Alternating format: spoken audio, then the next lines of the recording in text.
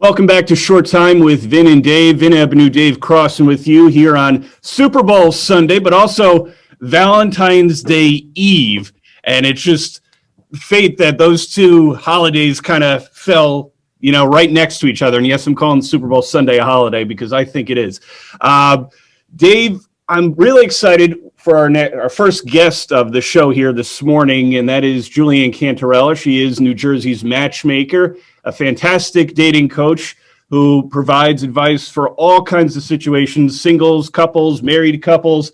And I think it's certainly a great opportunity to talk the day before Valentine's Day for those final gift ideas to make sure that everything goes well on Valentine's Day, and a lot of love advice as well. So Julianne, welcome to the show. Thank you so much for having me. I'm pretty excited on the first guest. This is pretty awesome. Think about how exciting this is for us. I mean, here it is. Valentine's Day is tomorrow. And I really have to ask you, so you have this matchmaking and coaching and helping people, but this had to start somewhere.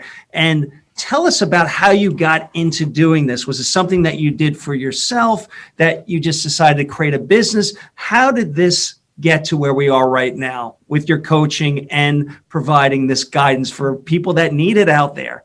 Oh, such a good question. And thank you. I often stop in moments of my everyday life and think, goodness, how lucky am I to get to help people? For your audience, I am a licensed social worker. I worked with some really heavy populations before I got into matchmaking and date coaching. I worked with AIDS patients. I worked with cancer patients. I worked with SPMI, which is severely persistently mentally ill. And it was heavy lifting, as they say in the social work world.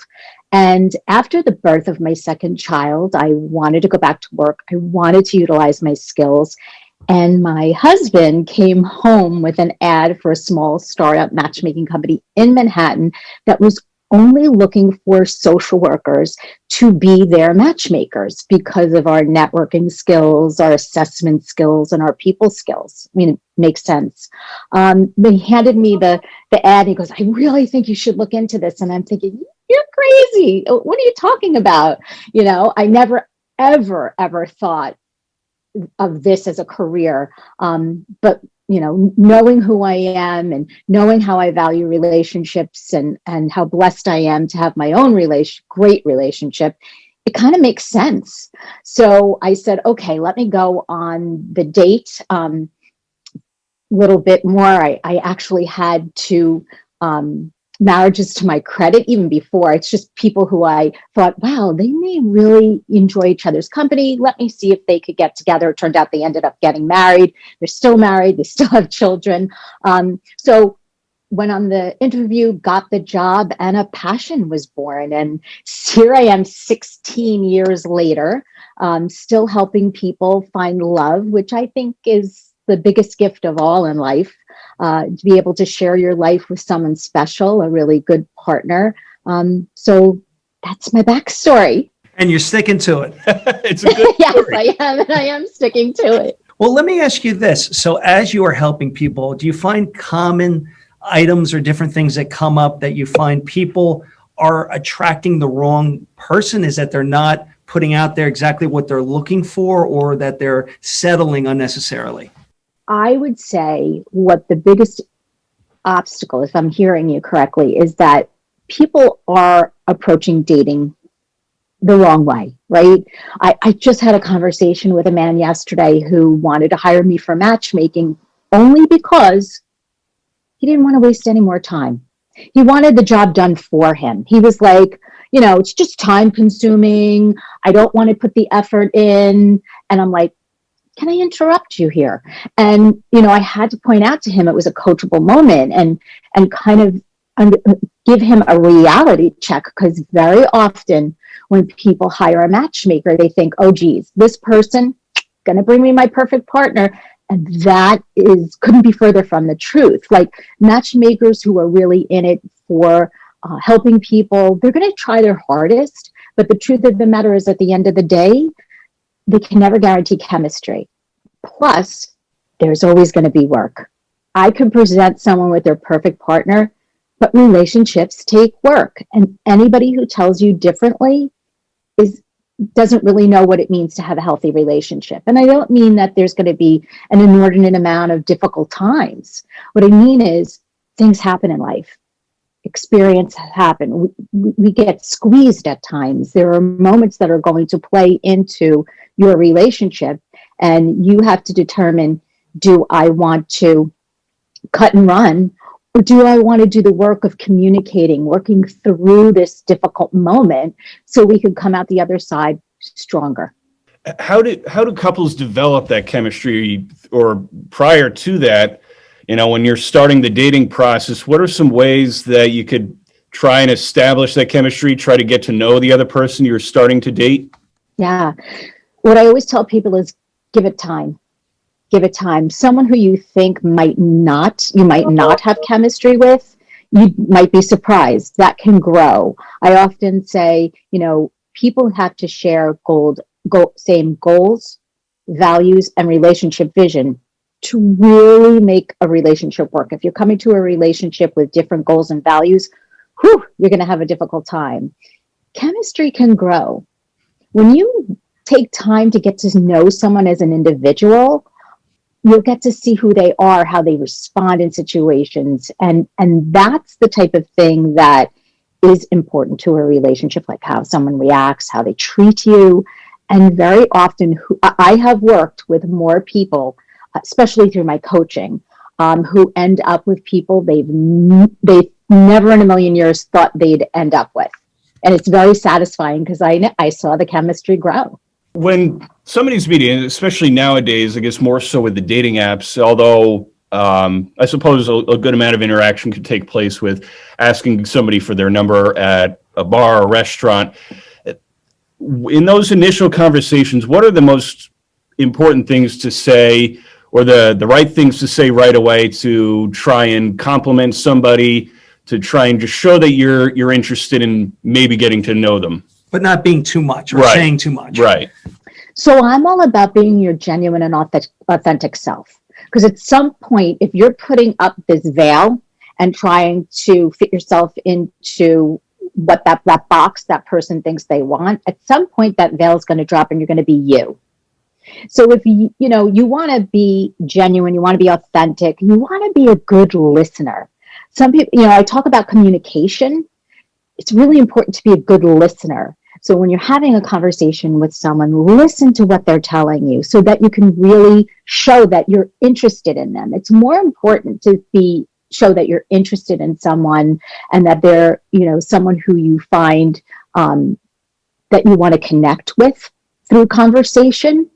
I would say do that. I mean, and Vin, to your point, more people are using online dating apps than ever before. And so the difficulty there is the offline, you're online and not in person. That's a big obstacle. So I always say, if you can get to a phone call, or more importantly, a face-to-face, that's really where the magic happens. And how quickly should that be happening, especially with the online dating apps? How much communication should be taking place on an app so that it doesn't get to the point where the other person you're talking to doesn't think of it as a pen pal kind of situation, and that you're taking the initiative and asking somebody out? Sure, that's a really great question. So I often say, keep it kind of brief, the questions. You don't want to have your first dates through your email communication on the apps, right? You want to keep it light. You want to connect. You want to have a few, identify that you have a few things in common. But around this 6 or 8 email exchange, I would encourage a man to ask for a woman's number. They can say one of two things. I really enjoyed our email exchange. Would you be open to my calling you? Or if you feel more comfortable, you can send me your number and we can set a time to speak. You don't want to end up in this endless email exchange. I have tons of scripts to use when my clients are online that I pull from to get them off of the emailing to at least the phone call so that they can set up the face-to-face meeting. Let me ask you this. Obviously, with what we're dealing with the pandemic and COVID, and over the past year and a half, how has that been with people meeting each other, not able to go to, say, a local restaurant to finally meet up, especially when we were really in the pandemic, where most places to go were shut down or very limited on how you could interact in person. Yeah, as you can imagine, it is what you would imagine. It slowed down, people weren't meeting, and then once it got warm, people were meeting outside for a cup of coffee. They were taking walks around lakes and different things like that. People became really creative. They had Zoom dates. They had all different things people were doing. And it has ebbed and flowed, right, with the increase of certain variants and all of that. My hope is that, things start to slow down with that again. And come the spring, people are going to want to go out and date again. And I will tell you, when it first hit, things came to a screeching halt, and then things started to pick up. I think nothing can stop love. I think people really, and I also think that the pandemic really shed a light on when someone is single, that they're going through it alone, and they're like, oh, I don't want to do this again by myself. Like, if something like this happens again, I want to be able to share my experience with someone and not be alone. So I do think a lot of people have taken stock in what has happened. There's still people out there who are dating but not wanting to commit. But, for the most part, I've seen more people turn and, go on those coffee dates outside and just try and spend time with each other. Well, that's encouraging to hear, because if you think about it, because of the limitations on being able to get together, people were more creative, and it wasn't just simply going to a bar or restaurant. People are taking walks, getting outside. What a nice way to get to know somebody, walking each other's dogs or something, you know what I mean? Or going. Yes, no, you're absolutely right. It's nice. It's a great activity date. And what happens is that, again, takes down the veil, because you're doing something active together. Perfect example is walking your dogs together. You have another dimension to that. So it can break the tension.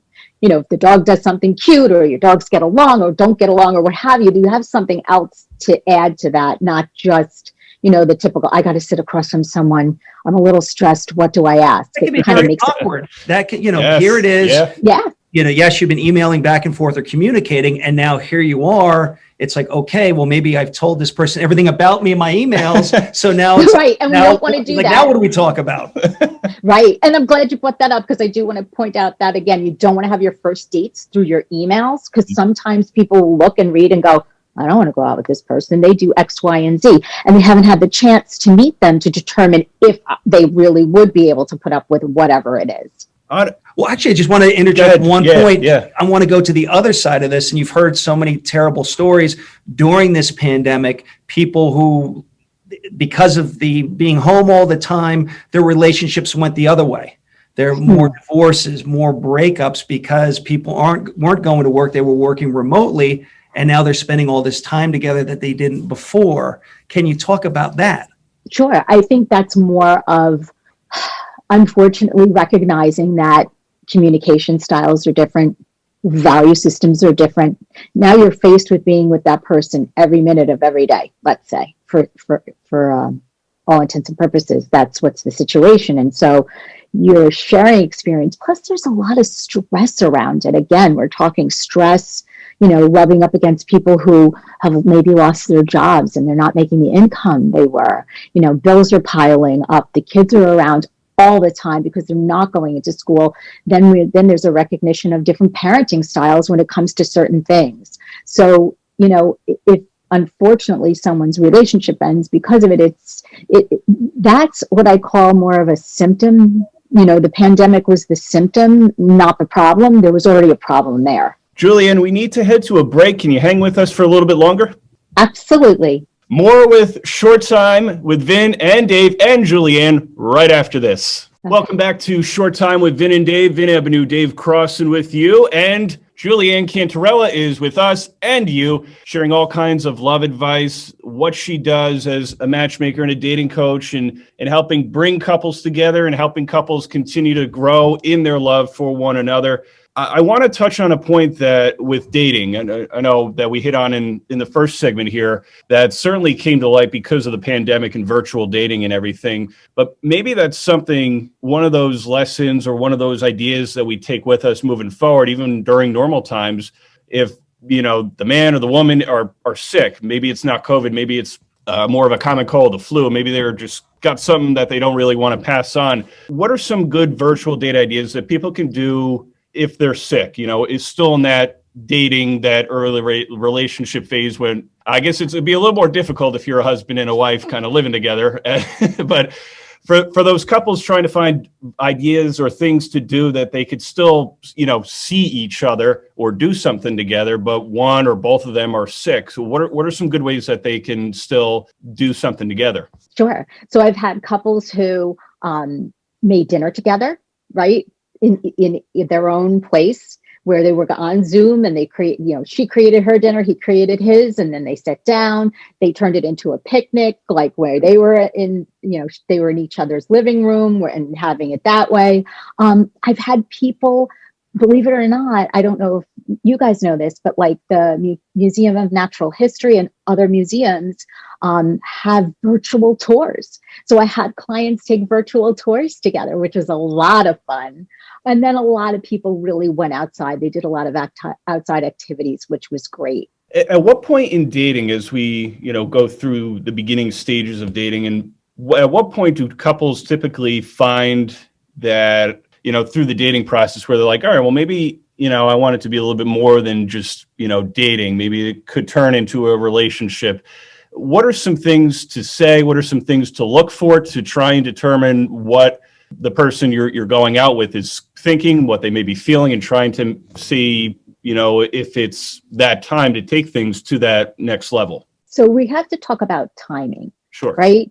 You want to make sure that you're spending time with that person. If you're talking about exclusivity, I tell my clients to don't rush it. My famous saying is slow and steady wins the race. You're not going to want to ask someone after 6-10 dates, hey, let's be exclusive. I've seen that happen. And I'm like, I've actually had experiences where clients have been online, they met someone, they had 3 dates, and quite frankly, it's typically the man who's like, hey, I'm taking down my dating profile. How about you do it too? And I'm like, whoa, no, you don't know this person. He's a stranger. You need time. So for exclusivity, I talk about, dating at least 3 months. You want to see it regular, 2 to 3 times a week. We also want to start to see the milestones happening, right? Those telltale signs where you're meeting the significant people in their life. You're not a secret. You're meeting friends. You're starting to meet family. You're starting to, be incorporated into each other's lives. Now that shouldn't happen right out of the gate. Takes time, right? If you force it, what I see is when someone jumps right into the first relationship and it's exciting and that usually implodes. So you want to take things slowly and have it happen organically. And then if you're 3 months in and you've been dating each other regularly and you want to make sure you're both on the same page, then yes, communication is key.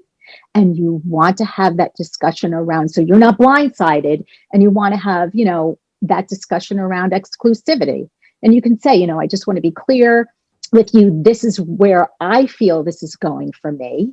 And I just wanted to get your take on it, as I didn't want to just make an assumption. I wanted your input on it. Do you find people with their busy schedules, and I was listening to what you were saying about seeing somebody a couple times a week for 2 to 3 months, do you find that people, because they're so busy with their jobs and different things in their lives, that may seem too long for them? In other words, they're like, well, if it's not heading a certain direction within, say, a month, then, what am I doing? Should I move on, or should I at least put out there, hey, do we need to take it to the next level, which would be just the 2 of them dating? I would caution not to do that. I really would, because you're trying then people do things backwards. They get to know they put the relationship before it's supposed to be. Like, you try to seal the deal, make it exclusive.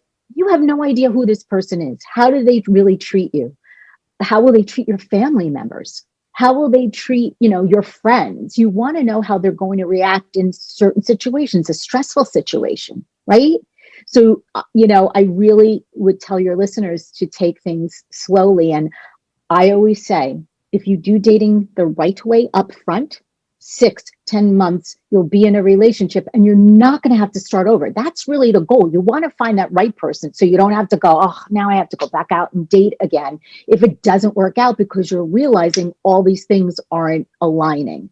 And it's that instant gratification where you're like, oh, I got to know now. No, you don't have to know now. Take time. Even when couples, let's say they get to that 3-month mark and they go exclusive, their relationship, I mean, certainly still things to get to know about each other and learn and grow. You know, what do you want to know about her? What do you know about him? What are some things that people should be doing, especially as they become exclusive, to continue to get to know? You know, what should guys be doing to either go out of their way or try and say and try and do to get to know the woman they're dating? And in reverse, what should women be doing to try and get to know the guy that they're now in a relationship with, you know, at the 3-month mark, 6-month mark, you know, dating or being a couple for a year? I wish it was that easy. Yeah, right. I wish it was like, perfect oh, timetables on everything. The way it sets up. Yeah, at 3 months, I'm gonna know. You know what? There's no exact science to this, Sure. right? There's no exact science to love, relationships, people. So it's just sharing time, doing a lot of communication, right? If things are upsetting you or bothering you, don't turn away. Make it your business to communicate. And do a lot of listening. Find out about who your partner is. It's really important to growing that stable, long-term relationship. And laugh together. It's really important to laugh together and enjoy each other's company. As they continue seeing each other as well, I mean, I guess certainly be better than, you know, first few dates out of the gate there. How important or how often are home dates, you know, like home cooked meals, dinners, or doing something together, going to family parties and so on and so forth? How soon or how often should those things become part of the norm for couples? Again, we want to talk about that exclusivity. You want that exclusivity before you're, you know, being introduced to family members and friends and all of that, because unless you're having that discussion around, and I've seen it happen a million times, unless you're having that discussion around exclusivity and people are bringing you to events, you're thinking, oh, okay, I'm in a relationship. Well, I've seen it happen where you're not. You know, they're dating you, they're dating other people, which I think you should, and that's fine. But you want to make sure that there's exclusivity. Also, you know, I'm going to put it out there. I hope it's okay. You know, talking about intimacy, you don't want to introduce that too soon either. I mean, there's a whole host of reasons why, but really you want to make sure that you have a clear understanding of who that person is in your life before that happens. I certainly don't advocate for, you know, home, you know, cooking together, you know, 3 dates in, 4 dates in. Again, you want to make sure you know who that person is who you're inviting into your home. I always say, you know, if someone's coming into your personal and private space, very often they think they can be personal and private with you. And if you're not prepared for that or not ready or don't want that, you know, you need to set up situations that will make sure that the message is sent. Not yet. What are some of the keys? What are some of the things rather that couples should be doing to continue to not just learn and grow about each other and with each other, but continue to just do things and live their life together 1 year, 2 years, 3 years, however it paces out, things that they can do to show their love for one another, to continue to get to know each other, things that they could do to find out, you know, or try and find out, I guess you could phrase it better, to see if it is the soulmate that they've been looking for. So what I see people fail to do is make their partner their best friend. You know, very often I see guys have a group of guy friends and on the weekend they're like, hey babe, I'm going out, you know, I'll see you. And it's like, you know, make your partner your best friend. Do an activity together, whether it be skiing or going to the beach or whatever it is the two of you like to do, but capitalize on those moments. Make sure you have fun times together, because relationships are stressful. They're at times difficult to navigate. So you do want to create those nice moments that you can reflect on. You build your trust with one another. You build your friendship with that person. You really, I mean, that's my biggest piece of advice is make your partner your best friend. I'm lucky to have my husband who's my best friend, and there's really no one else I'd like to do things with. I have a group of friends, who are been with me for years. But if I had to choose to do something, it would be with my husband. For couples who are serious, and who knows, it could happen tonight at the Super Bowl or tomorrow on Valentine's Day with proposals and getting ready for marriage. At what point do couples realize that, okay, that I'm ready for marriage, I'm ready to get married? How do guys go about proposing? What are some good ways to do it? And if a woman out there is feels that they're ready, that she's ready with that guy that she's with to get married, does she show signs? Does she give hints that just get down there and propose already? Well, that goes back to communication and understanding. I think I said earlier, shared goals, shared values, shared relationship vision. Shared relationship vision, what does that mean? Does that mean you're looking for long-term commitment? Or are you looking for marriage? That is something that you could talk about with your partner early on. Now, early on does not mean on the third, fourth, or fifth date or first. You really want to make sure this person is someone you even want to spend time with before you even try and broach that subject. So that's the first thing. You should really have a sense of, okay, we're both working towards a future together. In terms of proposals, I'm on the fence. I'm a chick, so anything romantic, I'm like, all right, let's do it. Here we go. Yeah, I don't necessarily think that grandiose and over-the-top proposals mean anything. They mean nothing. It's just, there are moments where I'm thinking it's attention getting. It's a lot of pressure.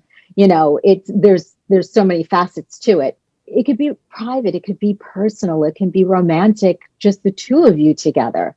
I think there should be less importance put on the engagement and more importance put on the relationship and communication and growing healthy, bonds there. Well, I tell you what I've learned today, I've done everything the opposite of what I should have been doing. This has been... No, this has been great. I tell you what, key takeaways from our conversation is number one, communication, and having that person, your partner, be your best friend. I think that's so important, so true. And I think that's lost because you hear all these stories. Well, it's, guys are going away and doing their thing. The girls are going away and doing their thing. And I think that's healthy, but there should be that ability to have that best friend, like he or she's not being put to the side because I'm going to hang out with my best friends. Why shouldn't your partner be your best friend? And that was definitely a nice takeaway from our conversation. Oh, good. I'm so happy. I am. I really am. Yeah. Laugh with your partner. If you can laugh with my husband, we've been together 30 years. And I will tell you, he makes me laugh every day. I'm so blessed. I can't even begin to tell you. And I just think he's so wonderful. And he truly is my best friend. There's just no two ways about it. I know I can go to him with anything, any concerns, any of that. And same for him with me. Julianne, as we begin to wrap up here, and given that tomorrow's Valentine's Day, I don't know if and you can get into specifics as well for couples, people who are dating, actual couples, married couples. What are some things, some good ways, some fun ways that couples can spend Valentine's Day together tomorrow? Is it a great dinner out? Is it going somewhere and doing an activity together? Is it, giving, your girlfriend, your wife, whatever, a big box of chocolates and a bouquet of roses? Okay. So you're going to be like, what? I don't really put any credence on Valentine's Day. Okay. These are things that should be practiced every day. As they say, Valentine's Day is like a Hallmark holiday. Yeah, it's very nice. You know what? I knew you were going to say that. Everything that we've spoken about today, it makes sense. It shouldn't be all focused on one day. Here we go. I'm going to be on my best behavior, do all the right things. And then the rest of the year, not so much. No, I couldn't agree with you more. Yeah. Don't ignore the day. But at the same time, try and make Valentine's Day every day. And I don't really mean that to be cliche. I really mean it. Like, And listen, there are I have a marriage. I have 3 kids. I have 2 dogs, and there are days I'm like, oh, can I stay in bed? But the one thing I will tell you, I try to touch my husband, hold his hand, hug him every day. Like every day we hug, we give each other a kiss. We tell each other we love each other. We often say things that we are mindful of saying, I really appreciate that you took the garbage out. Thanks. It was raining out and I see him dragging I'm like, thanks so much for doing that. Because it's nice to be acknowledged. It's nice to know that your partner, even the small things, they recognize that you're doing it and they really appreciate it. Because when those things go unnoticed, you become, you feel like you're unappreciated, and people need to feel appreciated in relationships. Absolutely. Julian, we thank you. We're certainly appreciative you joined Dave and We I took a this lot of morning. notes. Yeah. Good. I'm so happy. Now, both of us are going to head out there. No, thank you so much for your time, especially so early in the morning here. I'm still getting used to it, and I appreciate you speaking with us at this early hour. Like I said, some days I don't want to get out of bed. It's all good. And Dave's getting used to the energy of me on like having 5 cups of coffee at this point in the morning.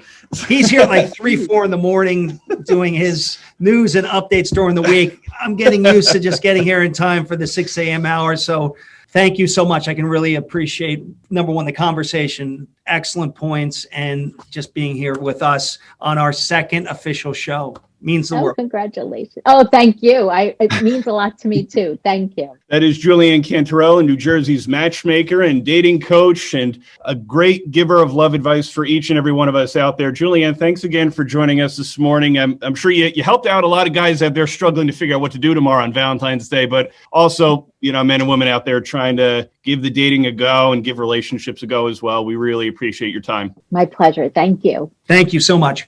We'll be right back with Short Time with Vin and Dave right after this.